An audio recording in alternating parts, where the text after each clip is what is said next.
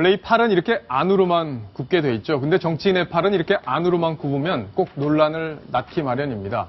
이 딸 취업 청탁으로 논란이 됐던 새정치민주연합의 윤우덕 의원, 이 징계가 상정이 됐는데 징계를 결정하는 과정에서 친노라서 특혜를 받다 이런 논란이 벌어지고 있습니다. 어떤 얘기인지 자세히 정리를 해드리겠고요. 그리고 새누리당의 대표 이름이 바뀌었답니다. 김일성 대표님. 어떤 사정이 있었던 건지 저희가 자세히 또 정리를 해드리겠습니다. 자, 일단 황스택 기자께 질문을 드릴 텐데 이 안으로 굽는 문재인 대표의 팔, 왜 이런 논란이 나오고 있는지 짧게 정리를 해주시죠. 예, 한마디로 말하면 이제 윤우덕 의원, 친노로 대표되는 윤우덕 의원이 딸이 지금 어느 정도 청탁을 해서 입사를 했는데 그런 것으로 보이는데 지금 여기에 대해서 아무런 징계가 내려지지 않았다. 그래서 지금 인터넷상에서는 21세기판 4.4.5입이다. 4.4.5입. 4.4.5입이다. 네. 21세기판 조삼모사다. 이런 비판이 예. 나오고 있는데요. 한마디로 쉽게 얘기해서 지금 그 윤우덕 의원이 새정치민주연합 소속이고 경기도 파주입니다. 저기에 LG 디스플레이가 대규모 공장을 짓는데요. 저기서 공고가 나갑니다. 경력적으로 공정거래위에 관련된 변호사를 뽑는다는 공고가 났는데 우연찮게인지 아니면 의도적인지 모르게 윤우덕 의원의 딸이 지원을 하고요. 공고는 한 명이었는데 윤우덕 의원의 딸을 포함한 두 사람이 합격을 하게 된 겁니다. 그랬군요. 예. 자, 근데 그러면 결국 이게 드러났잖아요. 그동안 그렇습니다. 뭐 논란이 많이 됐던 부분인데 그래서 당연히 이제 본인도 사과를 했고 그 부분에 대해서 그럼 징계가 당 차원에서 있어야 되는데 당이 징계를 안 했다면서요. 그 이유가 뭔가요? 그게 바로 이제 21세기판 4.4.5입이다 이런 비판이 예. 나오는 건데요. 자, 표를 보면서 설명을 해드리면 더 편할 텐데 시청자들 이해하기 쉬우실 텐데요. 지금 이제 징계위원회에서 지금 조사를 해보니까 네. 딸이 지금 이 원서를 제출한 게 8월 10일이랍니다. 그리고 서류가 합격된 게 8월 16일이라는 거고요. 그 다음에 윤우덕 의원이 청탁 전화를 한 것이 15일입니다. 그렇군요. 자, 여기서 11일에서 15일 사이에 했을 거다. 했을 것이라 예. 해서 제일 뒤로 잡아주어서 15일로 이제 징계위에서는 파악을 하고 있는 건데요. 네. 근데 문제는 당규에서 징계 시효는 2년인 겁니다. 그런데 문재인 대표가 윤리위의 조사를 당대표의 자격으로 요청한 게 8월 17일입니다. 8월 17일. 그러면 이틀 차이가 나면서 지금 바로 그 규정 2년이 경과된 사안에 대해서는 징계를 할 수 없다. 시효를 벗어났다. 그래서 윤우덕 의원 본인 자체가 내가 지금 잘못을 한 것 같다. 심사를 해달라고 얘기를 했음에도 불구하고 징계위원회에서 이것은 지금 위법성을 떠나기 전에 징계 시효가 지금 지났기 때문에 어떤 처벌도 내릴 수 없다. 예. 이렇게 일반 국민과 그리고 대중과 그리고 우리 시민들이 생각하기에는 전혀 이해할 수 없는 그렇죠. 판결이 내려진 지금 겁니다. 화면에 보셨으면 알겠지만 이 윤우덕 의원이 지난 대선에서 문재인 대통령 후보 그 예비 후보 신청서를 지금 접수하는 모습을 보면 알겠지만 그만큼 문재인 대표의 측근이다 이렇게 볼 수 있는데 자 문제는 박성훈 논설위원 네. 이게 보면 8월 17일에 윤리위에 조사 요청을 했단 말이에요. 그런데 실제 언론에 보도가 된 것은 8월 13일입니다. 네. 그럼 8월 13일이 되기 전에 그 8월 15일로 봤을 때 8월 13일 직후에 징계 요청을 했다면은 2년 시효가 지나지 않았을 텐데 그 시효가 지난 뒤에 징계 요청을 한 것 아니냐 이런 논란이 지금 일고 있는 거 아닌가요? 그래서 지금 이제 그 윤 의원이 이제 또 친노 의원이고 그래서 팔이 안으로 굽은 거 아니냐 이런 예. 비판이 사실 당 내에서도 나오고 있습니다. 만일에 그 지난번 박기춘 의원의 경우는 물론 그 경우는 이제 검찰 수사 대상이고 하니까 좀 네. 사안이 다릅니다만 이것이 밝혀지면서 결국은 자진 탈당해서 당과의 고리를 끊는 순으로 갔는데 지금 윤우덕 의원의 경우는 정말 뜻이 있다면 8월 13일 예를 들어 저런 부분이 보도됐으면 뭐 하루 정도 고민을 한다 하더라도 최소한 14일이라도 어떤 바로 그 당 윤리심판원에다가 넘겼으면 예. 당연히 그 시효 문제가 생기지 않죠.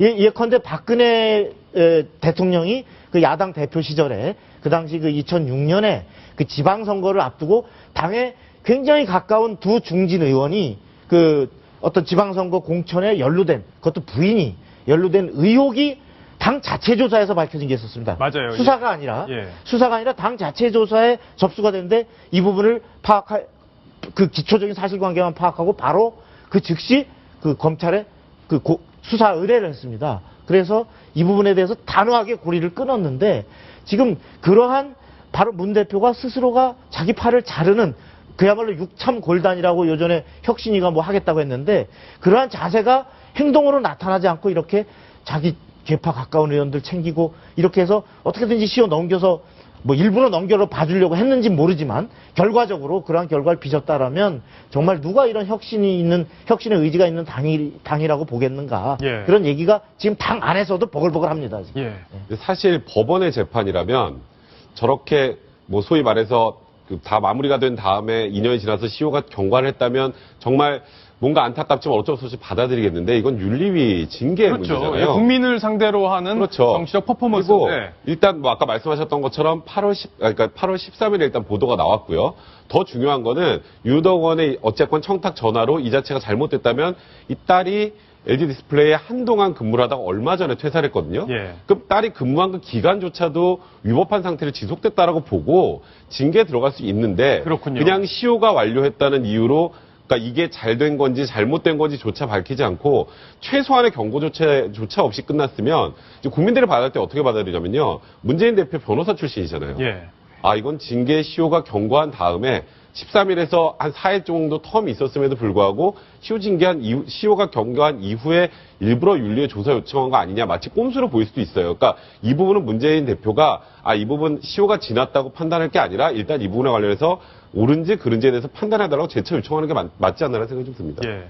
예를 들어서 이제 조사 같은 경우에 늦어질 경우에는 예를 들어서 사실관계를 파악하는 문제가 있다. 이렇게 늦어졌다면 어느 정도 이해를 하겠지만 그 해당 보도를 보면 윤우덕 의원 본인 자신이 내가 전화를 한 것은 맞다. 본인이 분명 그 보도에서 시인을 했어요. 거기 그렇다면 사실관계를 따져볼 그런 것들이 별로 없었고 특히 지금 그 박성원 논설위원이 얘기해 주셨지만 이 최근 움직임에 대해서 혁신을 하겠다는 혁신위원 그 누구도 지금에 있던 윤리에 대해서 아무런 비판을 하지 않다는 것.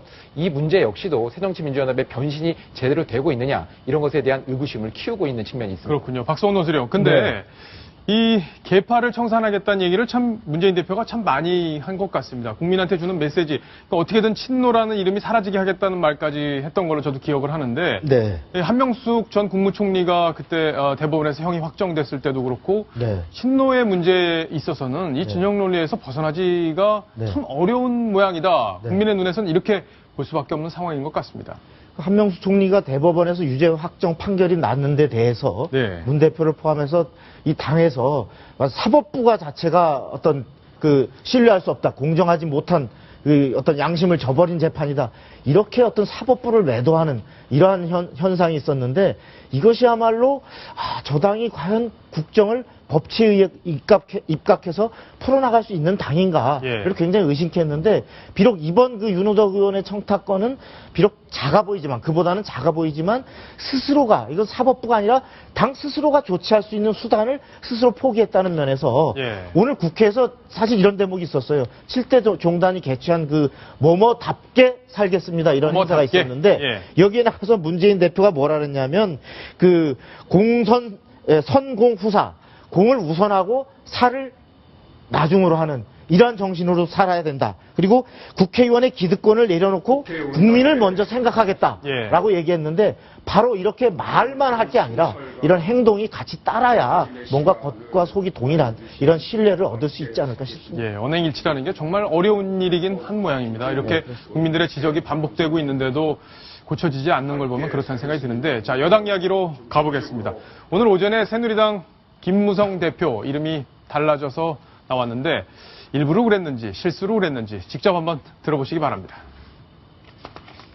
직접 들어보셔야 되는데 아직 준비가 덜 됐다는데 황스택 기자, 네. 얘기가 나온 상황이 어떤 상황이었는지 일단 상황부터 좀 정리를 해주시죠. 네, 지금 이제 새누리당 사무총장인 황진아 사무총장이 이제 정기국회 대책회의를 하는 거였습니다. 그래서 이제 멘트를 하면서 지금 소개를 해야 하는 점인데요. 한번 이건 영상을 봐야지 이해를 하실 수 있을 겁니다. 한번 보겠습니다.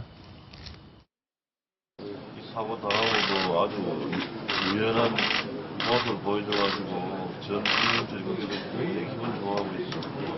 그 자들이 딱 이렇게 버티니까 김정은이도 딱 들잖아. 아이고, 잘생겼다. 아빠. 힘내네. 예, 알겠습니다.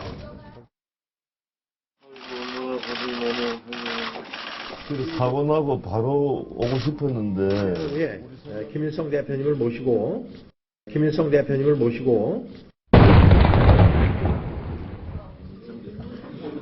죄송합니다. 발음이 잘못 어제 오후에 김무성 대표님을 모시고 북한의 목함지뢰로 사고를 입고 입원 중인 부상한 2명을 찾아가서 위로하는 시간을 가졌습니다.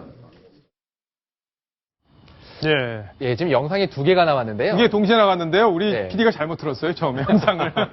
예. 두 번째 영상을 보니까 다른 분들이 웃는 내용을 보니까 실수였던 것 같죠, 그죠? 김일성 대표님. 네, 그렇습니다. 뭐 저런 실수였던 것 같아요. 실수는 지금 뭐 황진아 사무총장뿐만 한 게 아니고요. 예. 김무성 대표도 한번 한 적이 있습니다. 김무성 대표도. 네, 그렇습니다. 예. 김무성 대표도 지금 그 유세 과정에서 나갔다가 지금 고인데 요건 아마 제대로 나갈 것이라고 제가 분명히 확신을 하는데요. 한번 보고 말씀을 드리도록 하겠습니다. 예. 우리 선담에 살고 있는 서민들을 위해서 국회에서 굉장히 많은 일을 했던 우리 신상진 전 의원이 예. 네. 자, 실수하는 영상들을 틀다 보니까 우리 PD가 실수까지 했습니다. 네. 자, 뒤에 장면들도 좀 이따 얘기를 해봐야 될 그런 영상들이었는데, 어쨌든 실수했던 거죠? 그렇죠. 뭐 예. 이게 지금 저 당시도 지금 성완종 정국이다 보니까 김무성 대표도 지금 저 입이 붙었던 것 같고요. 그리고 황진아 사무총장 역시도 본인이 이제 군인 출신이었고, 그 다음에 지금 당시에 그 남북 간의 어떤 그 고위협력극 이런 거에 대해서 많이 생각을 하다 보니까 네. 본인도 모르게 그냥 김일성이라는 것이 이제 머릿속에 내박혀서 그런 말이 나온 것 같습니다. 예. 군인 출신이다 보니까 더 그런 건 아닌가 싶네요. 요 말실수에 대해서 이제 그 원유철 원내대표가 예. 해석을 더 멋지게 내놨는데, 우리 그 황진아 총장님께서 늘 김일성 세습 정권을 부정적으로 비판을 하시다 보니까 입에 올라서 그런 것 같다라고 예. 예, 해석이 꿈보다 해몽이 더 그렇습니다. 입에 안 오르더라도 입에 원래 잘 있지 않은 말이 헛나가는 경우가 많은데 대표적인 게 바로 김영삼 대통령이 바로 예. 대통령 후보 시절에 네. 여러 가지 논란이 있었던 말이 있었죠. 예. 알겠습니다. 여기까지 정리하겠습니다. 더 가면 좀 위험할 것 같네요.